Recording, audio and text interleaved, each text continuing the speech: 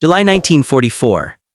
A single German tank growls along a sunken lane in Normandy, its engines straining against the weight of armor and mud. The hedgerows rise like green walls on either side, packed with roots, stone, and decades of growth. Visibility is no more than a few meters. The commander's head barely clears the turret hatch, scanning for threats he cannot see. The crew knows this is not terrain made for tanks, but orders are orders. Push through, counterattack, hold the line. Somewhere ahead, the lane bends left, disappearing into shadow. Overhead, Allied fighter bombers drone in the far distance, but here, under the thick canopy of trees and tangled vegetation, the sky is almost gone. It feels like moving through a tunnel. Then, from the hedgerow at barely 30 meters, a flash. A narrow trail of smoke. The sharp crack of a rocket.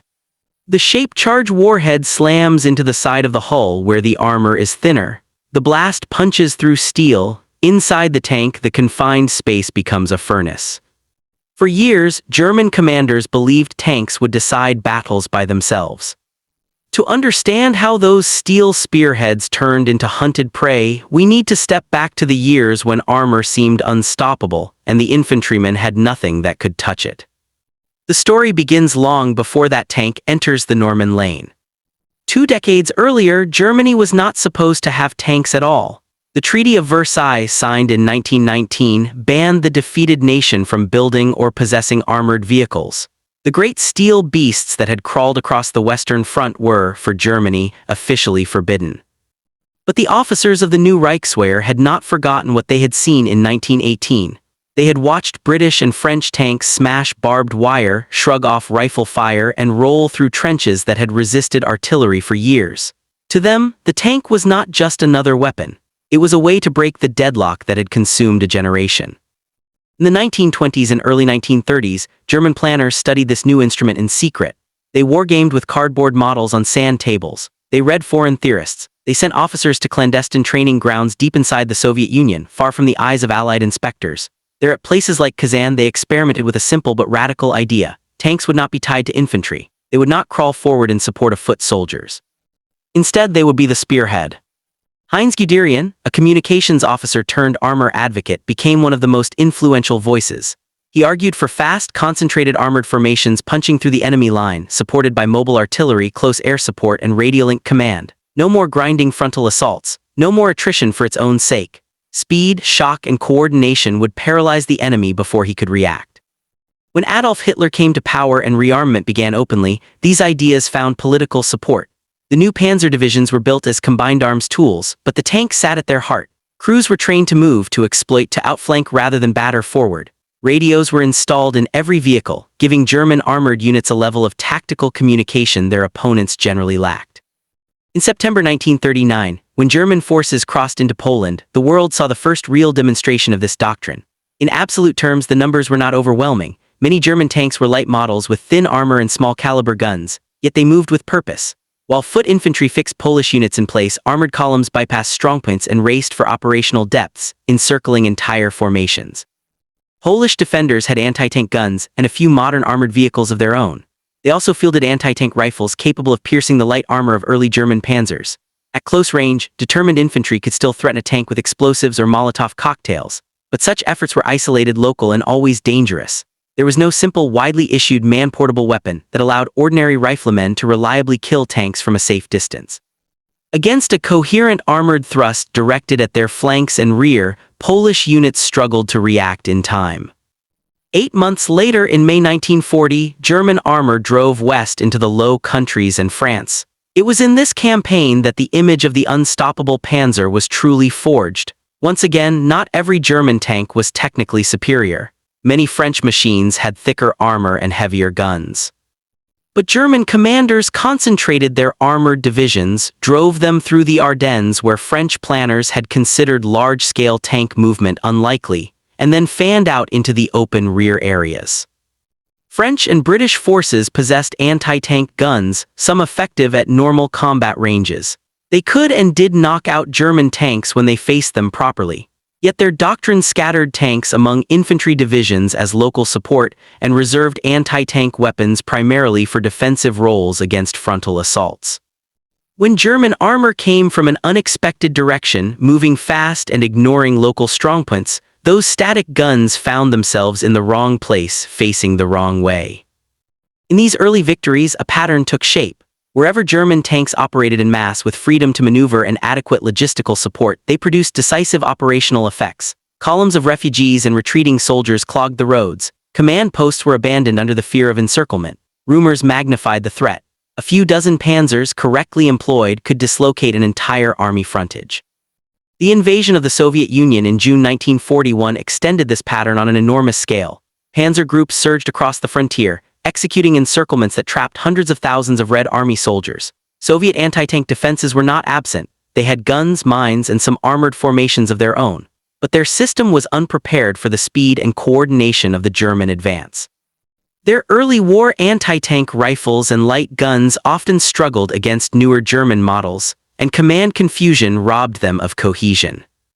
In these years, for many German officers, the lesson seemed clear. Tanks, properly massed and supported by air power, could shatter even large, well-equipped opponents. The infantry, artillery, and engineers remained necessary, but in the popular and professional imagination, the panzer became the battle winner. Of course, this early success carried a hidden danger. It encouraged a belief that armor itself, especially when built heavier and more powerful, could solve operational crises. When setbacks came after the winter of 1941-42, and again after Stalingrad, more and better tanks were often seen as the answer: Panthers, Tigers, assault guns in growing numbers.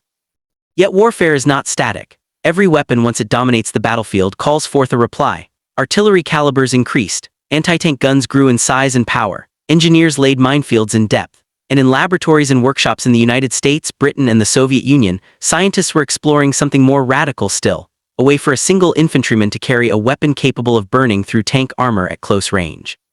The answer began with an explosion on paper, not on a battlefield.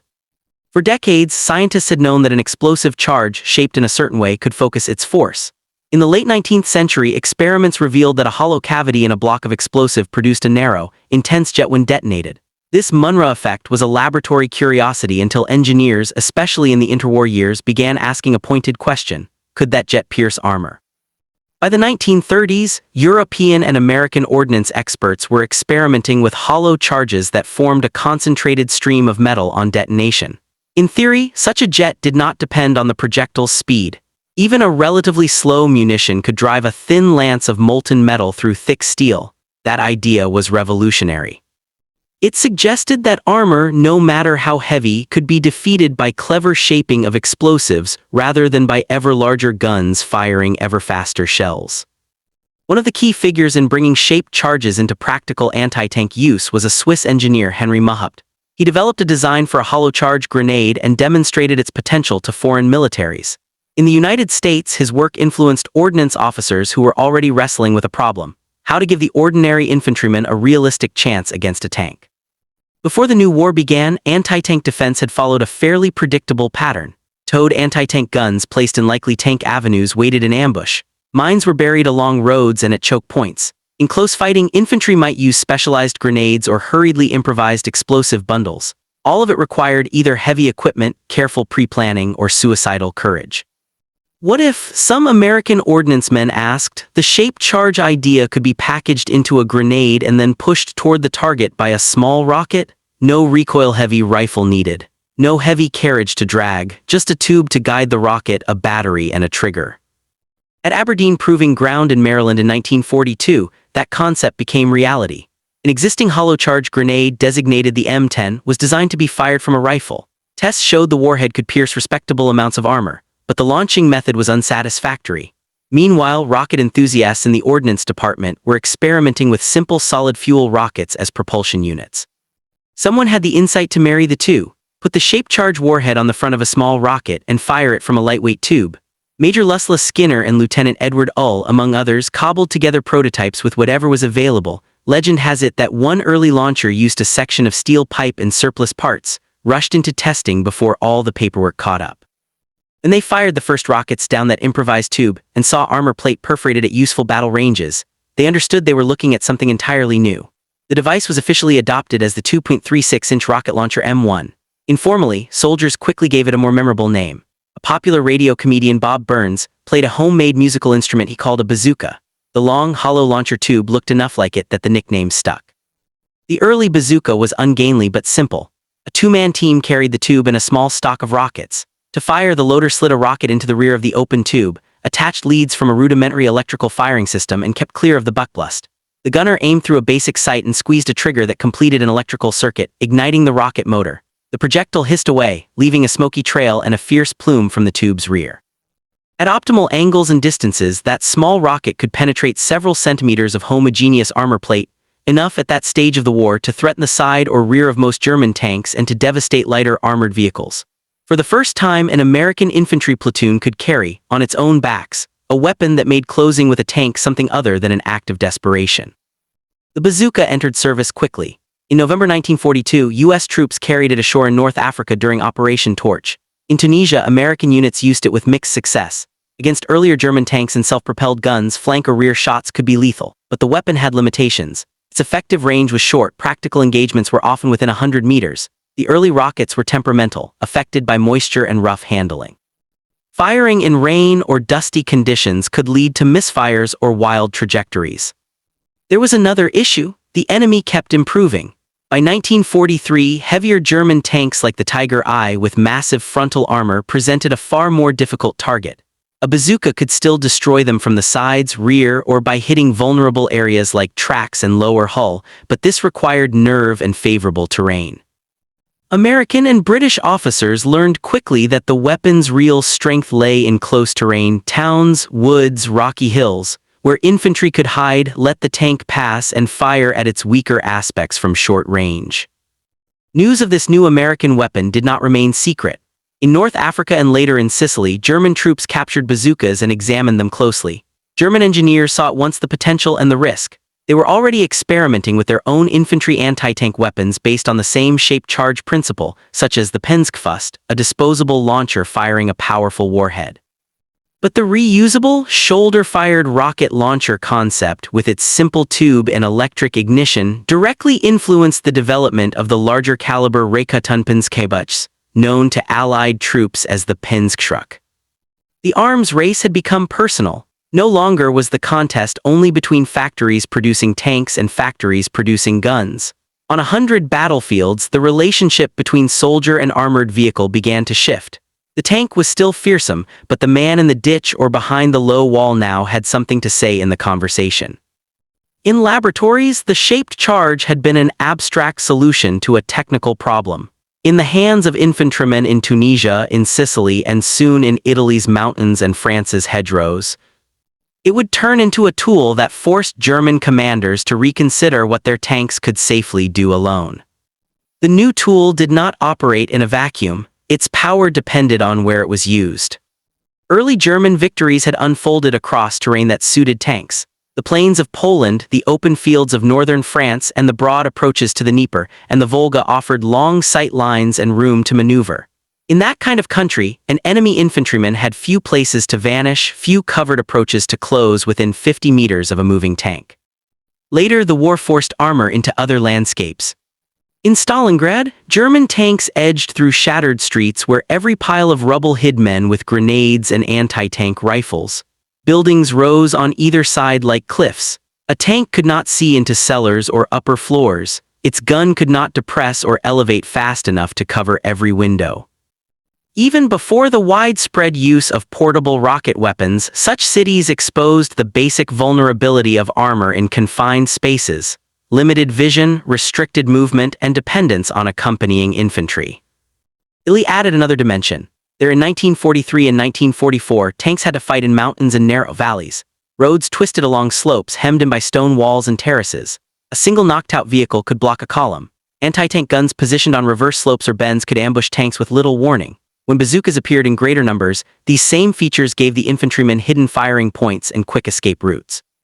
Normandy's bocage was the most extreme case.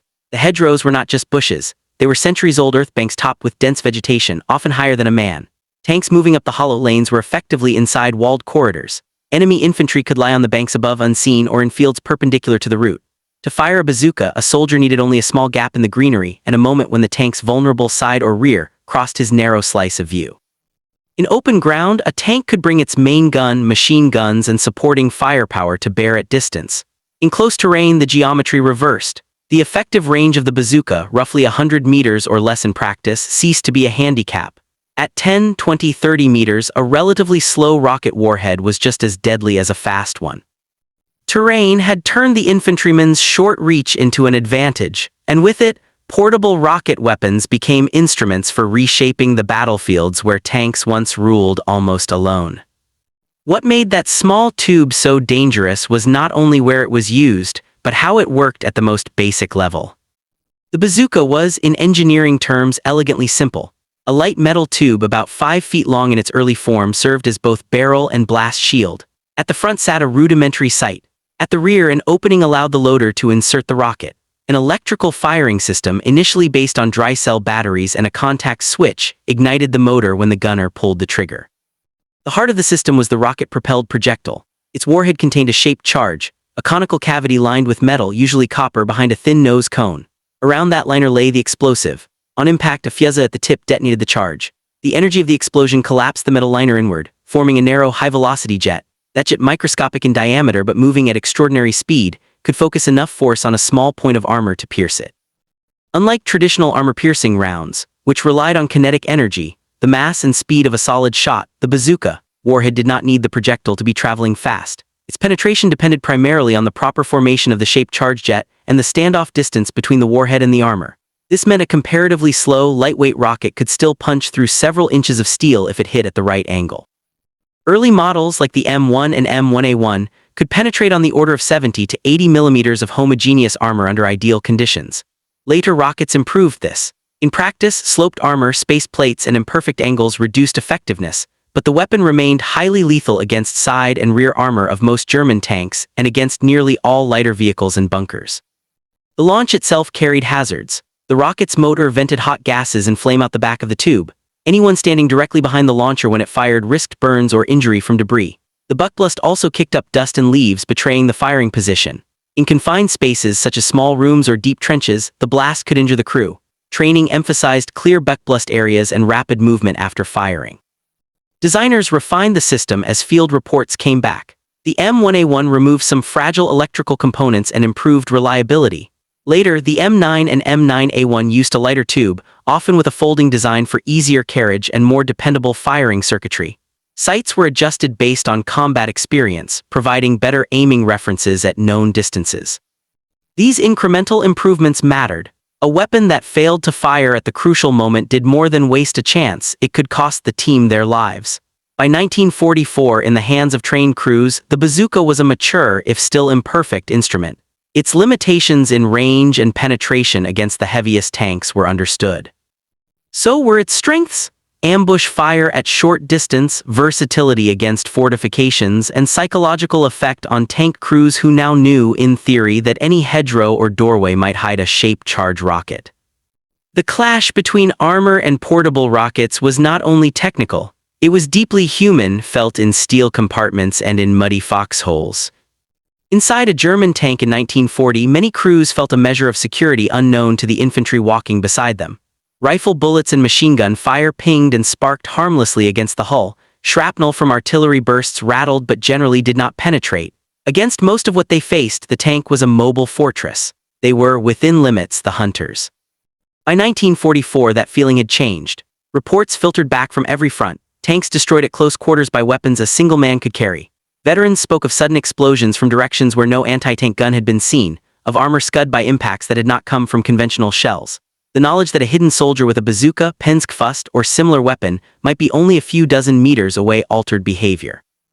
Tank commanders spent more time buttoned up, with hatches closed, relying on periscopes and vision slits.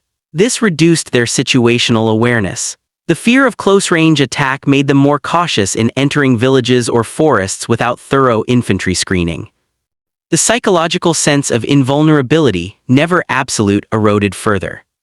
On the other side, infantry who had once seen tanks as nearly unstoppable began to look at them differently.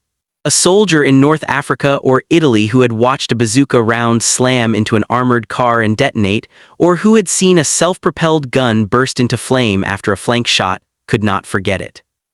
Training reinforced the point. Tanks had weak spots, their sides and rear were vulnerable, vision was limited, coordination with friendly artillery and armor could be used to create killing zones. Yet the fear never vanished entirely. To stalk a tank with a bazooka required steadiness. The operator had to hold position while tons of steel clanked past, engines roaring, tracks grinding the earth. He had to trust that the weapon would fire, that the rocket would fly straight enough over 40 or 50 meters, that the backblast would not give him away too soon. Misjudging the angle could mean a glancing hit that failed to penetrate, leaving an angry, alerted crew searching for the shooter. Accounts from both sides, though often fragmentary and colored by memory, describe a new kind of duel. Not the distant exchange of shells across open fields, but a contest of nerves and concealment at close quarters. One man in a turret, listening for a sound that might be a rocket launch. Another man in a hedge or ruin, waiting for the right second to expose himself and fire. For German commanders who had grown up on the promise of armored decision, this changing human landscape posed a difficult question. How should tanks now be used in a world where the enemy's rifle companies carried their own portable answers to armor? The first answers came not from factories, but from orders and field manuals. German armored doctrine before the war had stressed combined arms. Tanks were never meant to dash forward alone in a vacuum. They were supposed to be accompanied by panzer grenadiers, mechanized infantry, along with engineers, artillery, and air support. In practice, early victories had sometimes encouraged shortcuts. Fast-moving armored spearheads outran their infantry, trusting speed and surprise to protect them. By 1943 and 1944, the cost of that habit was becoming impossible to ignore. On both the eastern and western fronts, reports reached higher headquarters describing tanks isolated in villages, forests, or narrow roads, destroyed by close-range infantry attacks. Soviet units with anti-tank rifles and later their own shaped charge weapons. American and British platoons with bazookas hidden in orchards or stone farmyards. Commanders still believed in Schwerpunkt, the focus of decisive force at a single point, but the content of that point had to change. Orders emphasized that tanks must not enter built-up areas without infantry support. Assaults into woods and towns were to be led, where possible, by dismounted troops clearing paths and searching for ambushes. Armor would follow, covering streets and open spaces with fire, not charging blindly ahead. Reality often undermined doctrine. German manpower shortages grew severe. Entire infantry divisions on the Eastern Front were reduced to skeletons. In the West, by 1944, many static divisions holding the coast were of lower quality with fewer mobile elements. The armored divisions became fire brigades, rushed from crisis to counter Allied landings, breakthroughs, or Soviet offensives. Under that pressure, tanks were thrown into action piecemeal. A handful of Panthers here, a company of assault guns there, ordered to counterattack at once to seal a breach or delay an enemy advance. Sometimes they went in with little or no infantry. There was simply no time, no available reserve of foot soldiers to accompany them. In such circumstances, the perfectly worded field manual gave way to the desperate telephone call. The results were predictable. Tanks that rolled forward alone into complex terrain became targets. Soviet infantry with anti-tank rifles, grenades, and later hollow charge weapons waited in rubble and trees. In Italy and Normandy, Allied riflemen, now drilled in anti-tank ambush techniques and armed with bazookas, watched for the telltale clatter of approaching tracks. Commanders saw their prized vehicles disappear in sudden bursts of flame, taken not by massed artillery, but by small, well-positioned anti-tank teams. On both sides, the lesson slowly hardened into doctrine. Tanks could still decide battles, but only when they were part of a carefully coordinated system. Armor, infantry, artillery, air, and engineers had to work together in intimate contact. A tank unsupported by infantry in close country was no longer an instrument of shock. It was bait.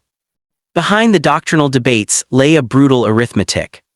A German Panther tank demanded months of skilled labor, vast quantities of high-quality steel, complex engines and transmissions, precision optics, and trained crews.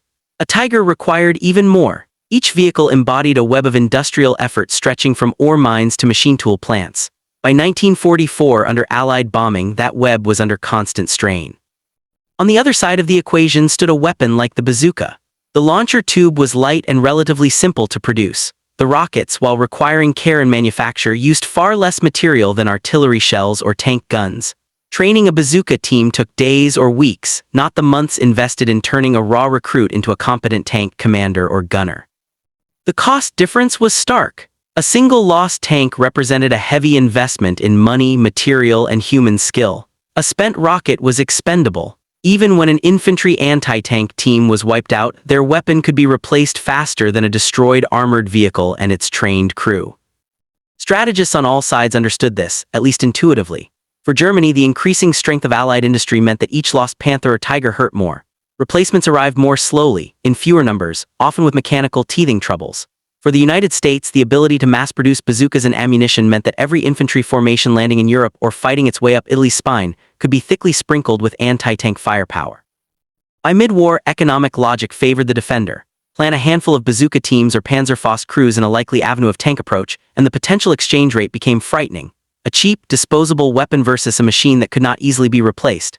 This did not mean that every engagement played out that way. Tanks still broke through, still overran AT positions, still battered their way forward under covering artillery and infantry screens. But the possibility of disproportionate loss hovered over every armored thrust into close terrain. This new calculus rippled into planning rooms.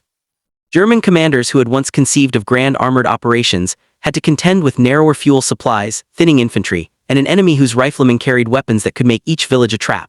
Allied planners, calculating how to stop inevitable German counterattacks, knew they did not have to meet steel with steel alone. Mines, artillery, and air power mattered, but so did dozens of two-man teams scattered across the fields with rocket launchers on their shoulders.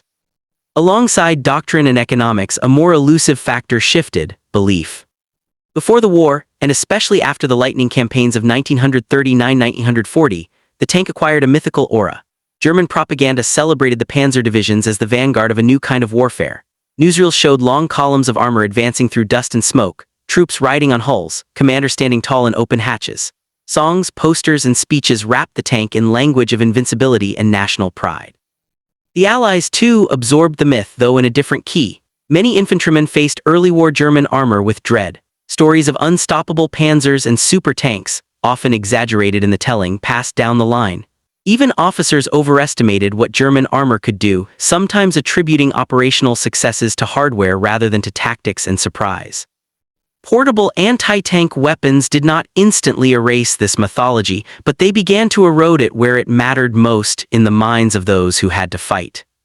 For the infantryman who had once watched tanks roll past, seemingly immune to small arms fire, there was a visceral change the first time he saw a bazooka or panzerfaust warhead bite into armor. The sharp crack, the jet of flame, the sudden halt of a machine that had appeared unstoppable, these were powerful images. Training films and briefings emphasized such scenes, reinforcing the message: tanks could be killed, you had the means in your hands. On the German side, armored crewmen coming of age in 1943-1944 entered a different psychological world than those who had driven into France in 1940. Their instructors spoke not only of anti-tank guns and artillery barrages, but of handheld weapons that could appear almost anywhere. Veteran memoirs from the later war years frequently mention a sense of being watched in close terrain, of every window, ditch, or patch of brush potentially hiding a man with a shape-charged weapon. Morale shifted in subtle ways. German panzer troops remained aggressive, often extraordinarily so, but caution crept in. Crews preferred to have infantry screens in front and alongside. They hesitated to push alone into woods or narrow streets. That caution, sensible from a survival standpoint, could blunt the shock effect that had once been a German armored trademark. Among Allied riflemen, confidence grew, not universally and not without fear, but measurably. The knowledge that they were not helpless, that a couple of well-placed teams could at least force a tank to withdraw or button up, stiffened resistance. Defensive stands that might once have crumbled at the first sight of armor could now be organized around ambush points, pre-registered fields of fire, and the disciplined use of bazookas at short range. The myth of the invincible tank did not die in a single battle. It faded in countless small clashes, in an Italian hill village, in a Ukrainian copse of trees, in a Norman orchard where a hidden rocket team waited within 30 meters of a road. Each time a tank burned under the aim of ordinary infantry, the story soldiers told themselves about who held power on the battlefield changed a little more. Those altered stories and the doctrines and economics behind them came together in the summer of 1944, in a corner of France where hedgerows and sunken lanes turned theory into hard, murderous practice. By June 1944, the tank's reputation rode ahead of it across the Channel.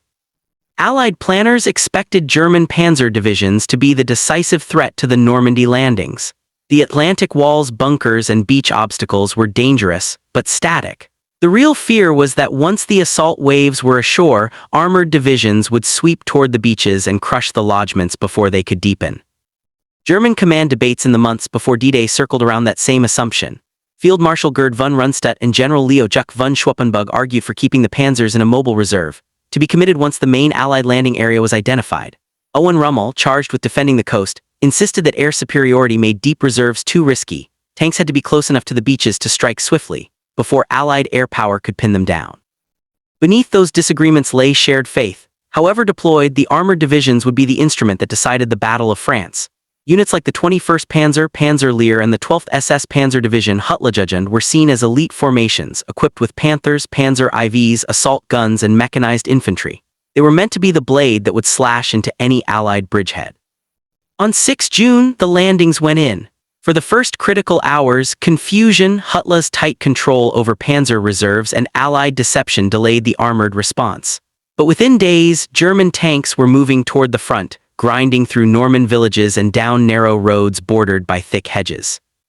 There the war shifted. The bocage, which Allied maps had marked simply as hedgerows, turned out to be a three-dimensional maze.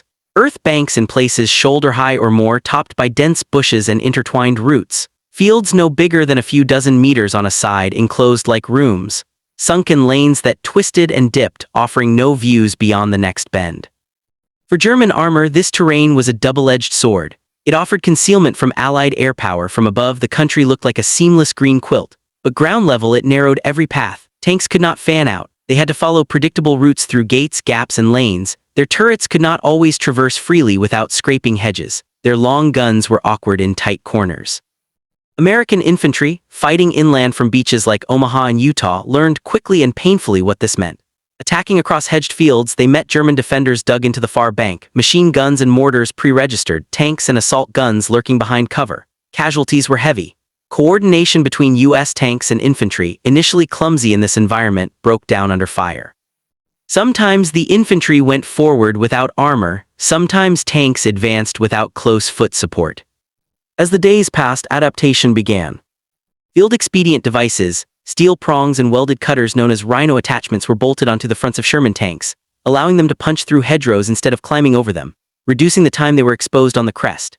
Infantry platoons were reorganized on the ground around the realities of bocage fighting. Scouts to find gaps, engineers to blast openings, bar men to provide suppressive fire, and anti-tank teams to watch likely avenues of German counterattack. In this landscape, the bazooka found its most fearsome niche. American manuals and training films had warned against long-range, hopeful shots. In Normandy, the terrain enforced that discipline. A bazooka team rarely saw more than 50 meters in any direction. When German tanks counterattacked, they did so along specific, constrained lines, down a sunken lane, along a farm track, through a breach in the hedge. That channeling allowed U.S. units to prepare. A typical ambush began with intelligence. A patrol spotted tank tracks in a lane. A previous counterattack had come through a certain orchard. Local French civilians, risking their lives, might pass word that German armor had been seen assembling near a crossroads. Officers and NCOs walked the ground, nodding where a tank would have to turn, where its side would be briefly exposed. Then they placed their teams. 2 men with a bazooka in a shallow scrape behind a hedgerow gap. Another team in the next field, positioned to hit a tank that survived the first volley. Riflemen with grenades and rifles to cover them. Sometimes a Sherman tank, hull down behind a hedge, would wait to fire simultaneously at the lead enemy vehicle, hopping to stop the column and create confusion. When the German assault came, it often began with the familiar sound of engines, faint at first, then louder, layered with the clank of tracks and the jolt of gears. Dust puffed from the lane. The lead tank's commander, wary from bitter experience, might have infantry ahead, Panzerschreck picking their way along the banks, firing into hedgerows, tossing grenades into suspicious corners. But there were never enough of them. Shortages of trained infantry meant that German tanks too often advanced with thin or inadequate screens. At the chosen point, the trap closed. A Sherman or anti-tank gun might fire at the front vehicle, hopping to disable it and block the path. As the German crew reacted, looking forward, the bazooka team waited until the tank's side armor filled their sight aperture, a moving wall of steel only 20 or 30 meters away. The loader slid the rocket home, called ready. The gunner, sweating, aware of the backblast zone behind him, exposed just enough of the tube over the hedge or through a cut in the bank, aimed at the side hull or rear engine deck and squeezed the trigger. Rocket and Beckblast detonated together in noise and smoke. The projectile streaked across the short distance, wobbling slightly, then struck. Sometimes it hit square and the shape charge did its work, punching a narrow channel through plate, spraying the interior with superheated fragments, fuel and spall. Fire blossomed. Sometimes the hit was angled or the armor too thick at that point and the warhead's effect was partial. The tank shuddered, perhaps wounded but not destroyed. In either case, the psychological effect was immediate. Crews who had already learned to fear unseen close-range weapons reacted with urgency. If the tank was still mobile, the driver might reverse frantically, trying to back out of the killing zone. The commander barked for smoke for suppressive fire into likely bazooka positions. Machine guns raked hedges. Infantry, if present, scrambled to find and silence the launcher team. For those two men with the tube, the priority was simple: move. Shift to a prepared secondary spot, if they had one, or crawl away along a trench before retaliatory fire smashed into their hedge. This dance played out again and again across the hedgerow country in June and July 1944.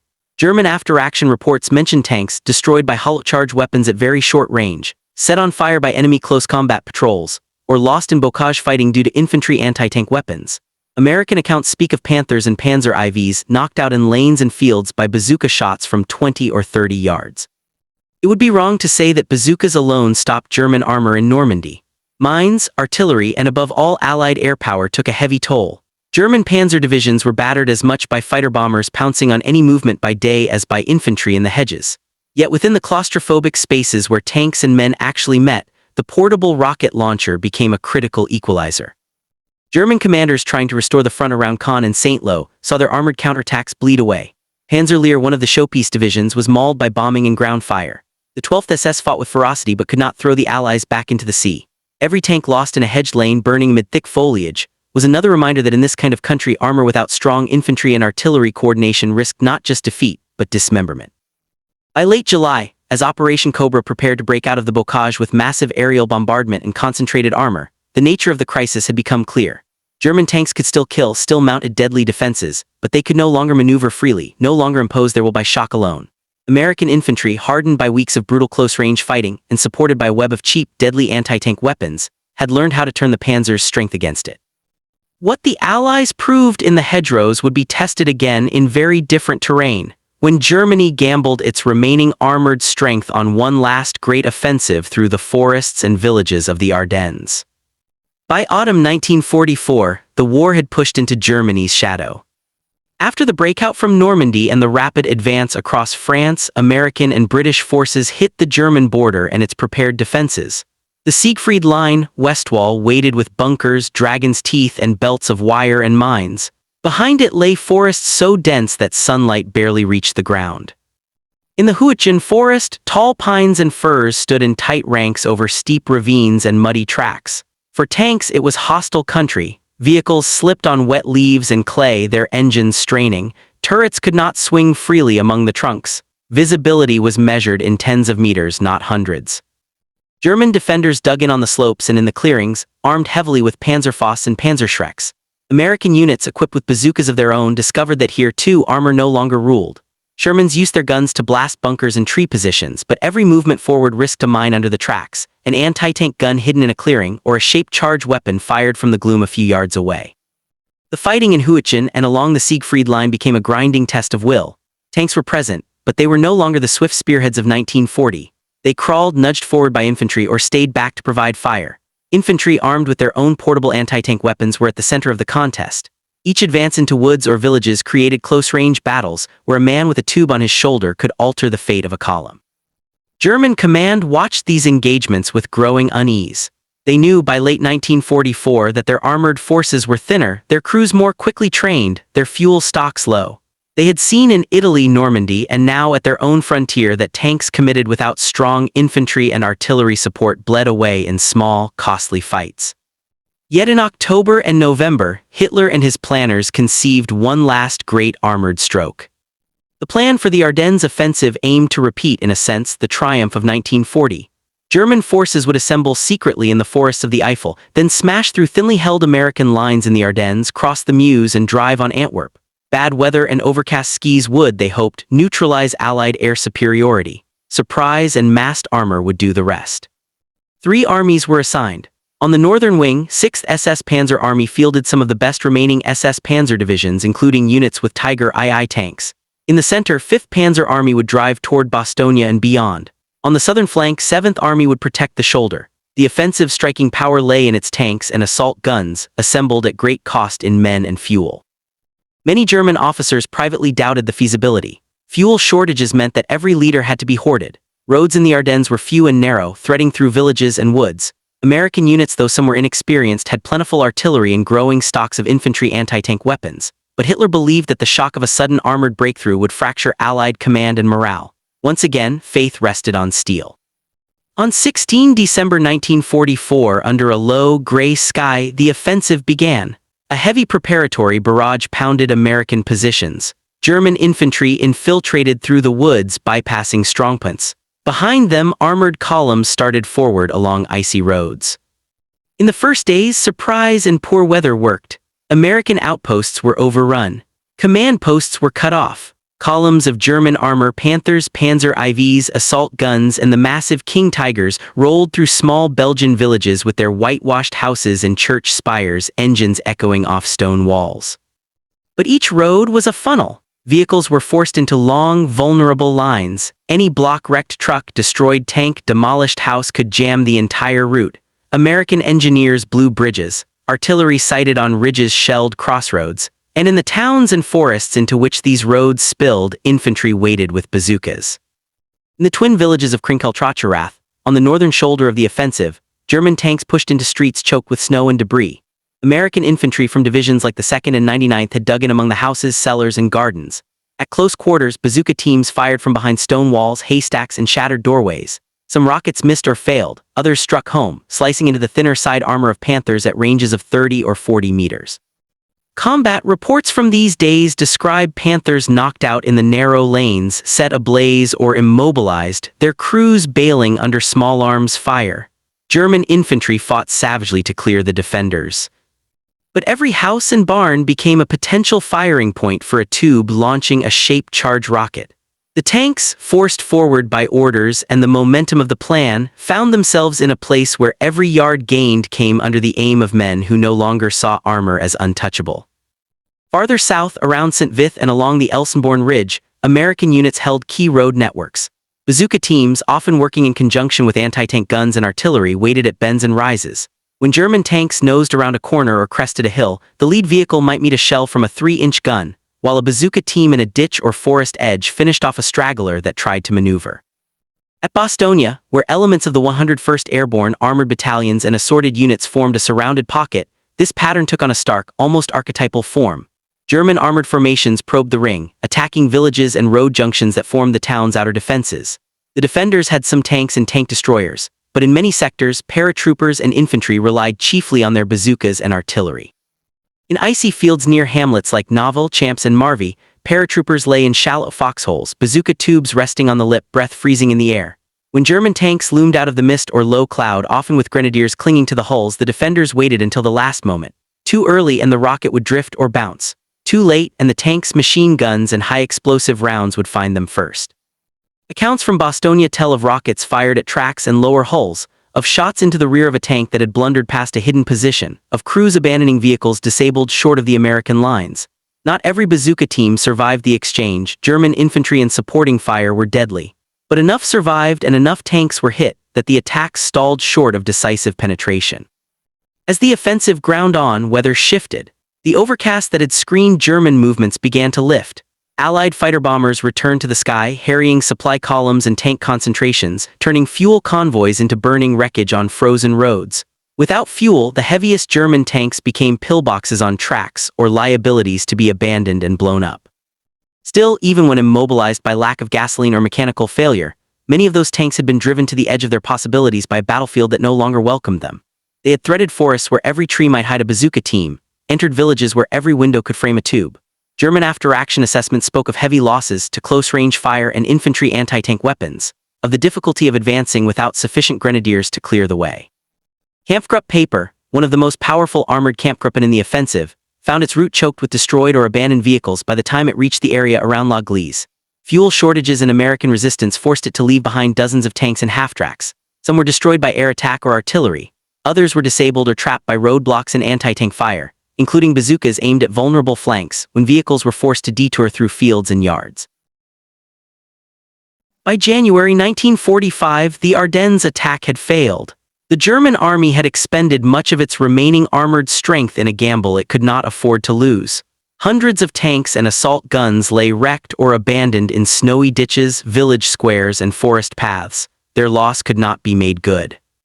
In the east, at almost the same time, Soviet offensives were rolling into Poland and East Prussia. There too, German tanks fought in cities and woods where Soviet infantry with their own portable anti-tank weapons, especially the ubiquitous RPG-43 grenades and shaped charge rifles, hunted them at close range.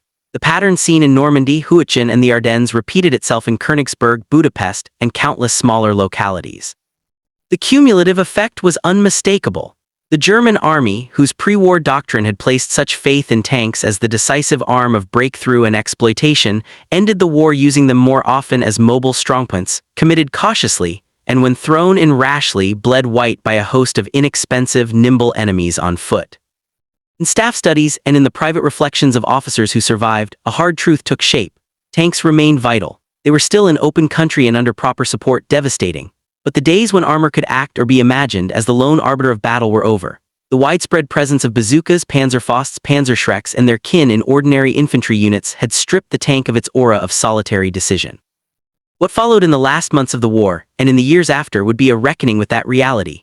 In casualty reports, doctrinal revisions, and new generations of weapons born from the lessons paid for in the hedgerows and forests of 1944, when the guns finally fell quiet in 1945, armies on all sides tried to answer a deceptively simple question: what had really killed the tanks?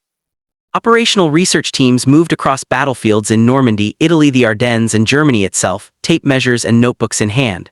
They examined burned-out hulks in fields, along roads, and in villages. They looked for entry holes, blast patterns, and evidence of internal explosions. Where possible, they compared their findings with combat reports, trying to match each wreck to an engagement. What emerged was more complex than the frontline impression. The majority of tank losses, German and Allied, came from anti-tank guns, other tanks, and artillery. Solid shot and armor-piercing capped rounds from 75, 88, and 17-pounder and 76 guns accounted for a large share of destroyed vehicles. Mines, too, played a significant role, blowing off tracks, immobilizing tanks to be finished later or abandoned. High-explosive artillery, while less precise, damaged suspensions, cracked armor, and killed crews through spalling and concussion. Handheld weapons like the bazooka, panzerfaust, and panzerschreck, in strict numerical terms, were responsible for a smaller portion of total losses than many soldiers believed. Studies in Normandy, for instance, suggested that close-in hollow-charge weapons caused perhaps a fifth to a quarter of certain sampled tank casualties, varying by sector and phase of the campaign. But those numbers did not capture their psychological and tactical impact. Those rockets and hollow-charge grenades operated where fear was most personal, in the last 50 meters. A tank knocked out at 800 meters by an unseen gun was one thing. A tank destroyed at 20 meters by a man who had been invisible seconds before was another.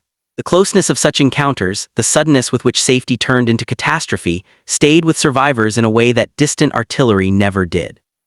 German adaptation to this shifting reality was both technical and doctrinal. On the technical side, the Panzerfaust, initially a crude disposable launcher with a large warhead, became ubiquitous. Cheap to make, easy to use with minimal training, it promised even poorly prepared Volkssturm units a chance against Allied armor. Production soared in 1944-45. Crates of Panzerfausts appeared in cities, villages, and along likely defensive lines. Instructions, sometimes printed on the weapon itself, showed how to aim at tracks, lower hull, and rear armor. Alongside the Panzerfaust stood the panzerschreck, a larger reusable rocket launcher clearly influenced by the captured bazooka but scaled up to fire a more powerful warhead. Its blast and smoke were formidable, and its backblast dangerous in confined spaces, but in the hands of well-trained teams it could penetrate even heavy armor at useful battle ranges. Doctrinally, German manuals placed increasing emphasis on close-in anti-tank defense by infantry. Diagrams showed kill zones in villages and woods, with overlapping fields of fire from Panzerfaust teams, machine guns, and anti-tank guns. Tanks were urged to avoid entering built-up areas without thorough infantry preparation. Defensive plans called for tanks to be used as mobile reserves, counterattacking only under cover of artillery and in coordination with foot soldiers who could clear the flanks. In practice, shortages of men, fuel, and time often forced compromises. Late-war German defenses in the east and west sometimes featured impressive belts of infantry anti-tank weapons, but lacked the artillery and armored reserves to exploit any local success. Still, the spread of Panzerfausts fundamentally changed how Allied crews approached towns and roadblocks. A lone old man or teenager in a doorway might carry a weapon capable of killing a Sherman or Cromwell in a single shot. The Allies, too, adapted their combined arms practice in light of what the bazooka and its German counterparts had shown. American and British formation commanders increasingly treated tanks, infantry, engineers, and artillery as a single, inseparable system. After the bruising lessons of Normandy's hedgerows and the Huichin forest, it became routine for infantry advances to be tightly paired with armor. Tank platoons assigned directly to rifle companies, forward observers accompanying both, engineers on hand to clear mines and obstacles. Tactical bulletins stressed that tanks should not be sent into close terrain or villages without infantry screens, and that infantry should not assault strongpoints without either tank or artillery support. Within that system, the bazooka found a stable role. No longer a novelty, it became a standard tool of the rifle company. In attacks, bazooka teams suppressed or destroyed enemy machine gun nests, pillboxes, and light vehicles as much as tanks. In defense, they were integrated into anti-tank plans that combined minefields, natural obstacles, and longer-range guns.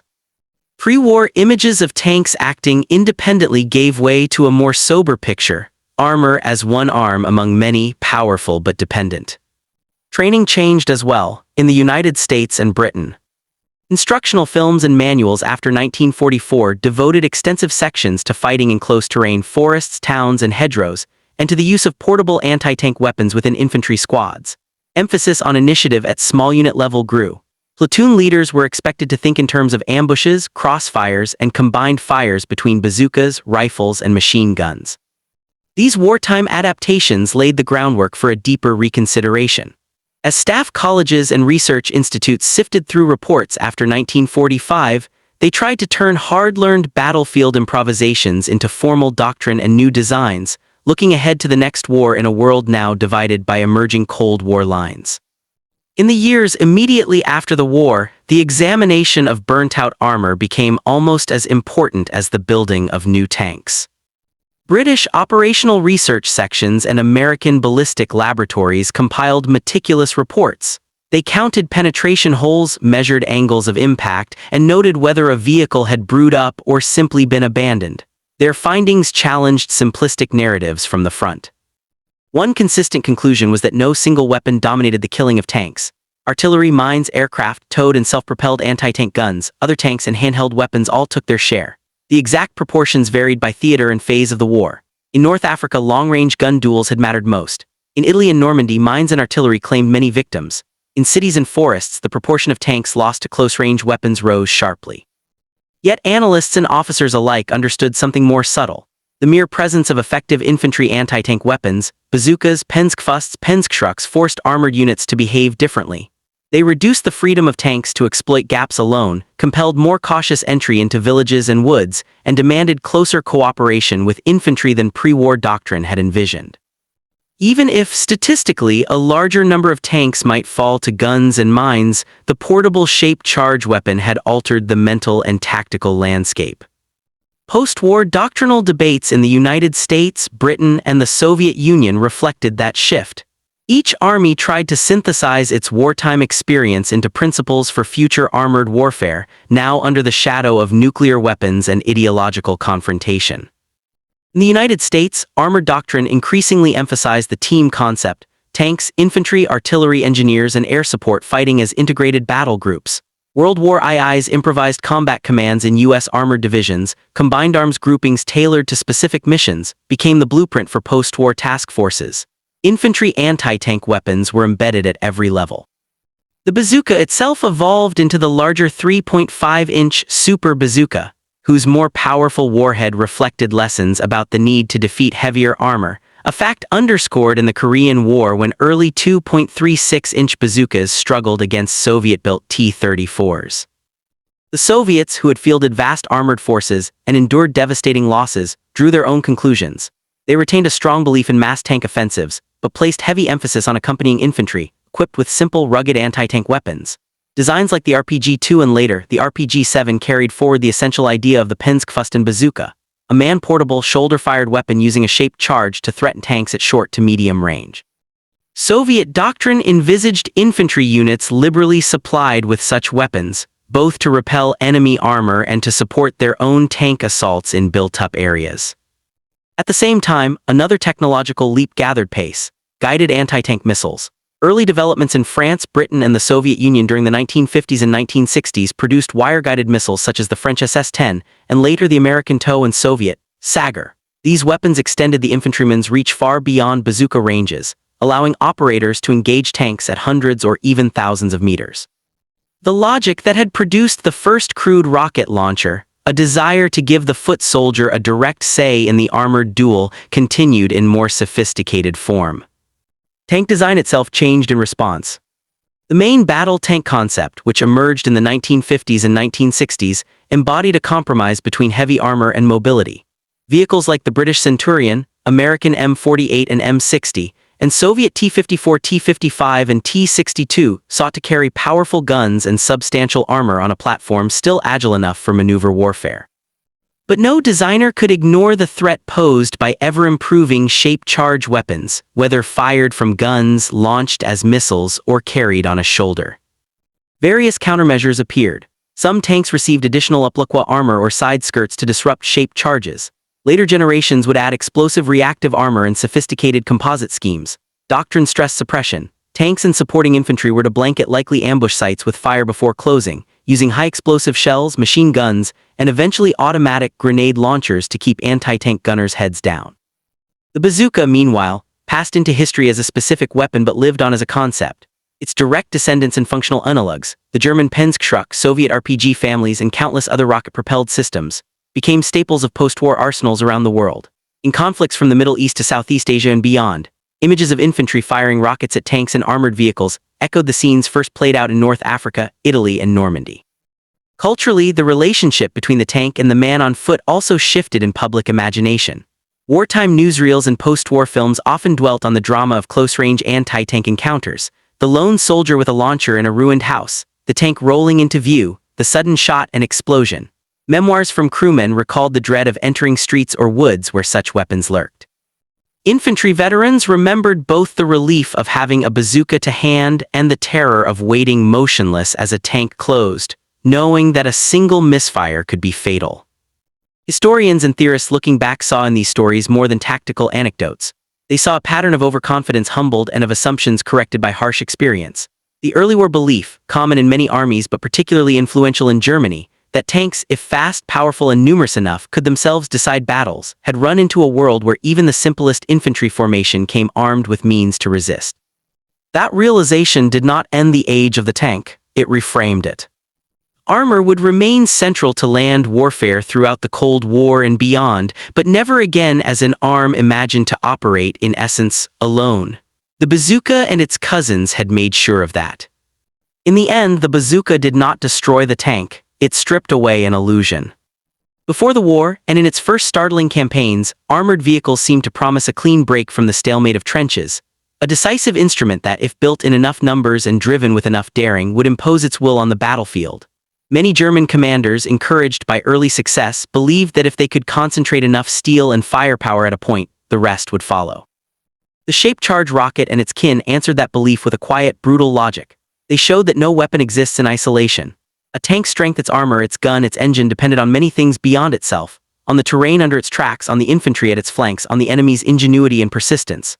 When those enemies found a way to put the power of armor-piercing explosives into the hands of ordinary soldiers, the balance changed. What unfolded from Tunisia to Normandy, Huichin, the Ardennes, and the cities of the Eastern Front was not the end of armored warfare, but its maturation. Tanks remained essential, yet they were now understood as part of a system, not a substitute for it. Infantry with bazookas, panzerfausts, and later rockets and missiles did more than kill individual vehicles. They forced a reconciliation with reality, that no single arm could win a battle alone. The cycle has repeated since. New armor begets new anti-tank weapons, new defenses beget new ways to penetrate them. Each generation of designers tries to restore the advantage that seemed, for a brief moment, to belong uniquely to the tank. Each generation of soldiers learns again that technology cannot erase the need for coordination, judgment, and caution in the face of an enemy who adapts. If there is a lasting image from this story, it is that tank in the narrow lane or at the edge of a village, its engine idling as the commander peers into shadows he cannot quite see. The machine is formidable, its armor is thick, its gun is deadly. But somewhere close by, on a bank, in a doorway, in a fold of ground, a man steadies a light tube on his shoulder and waits. The age of the tank did not end there, it simply ceased to be an age of tanks alone.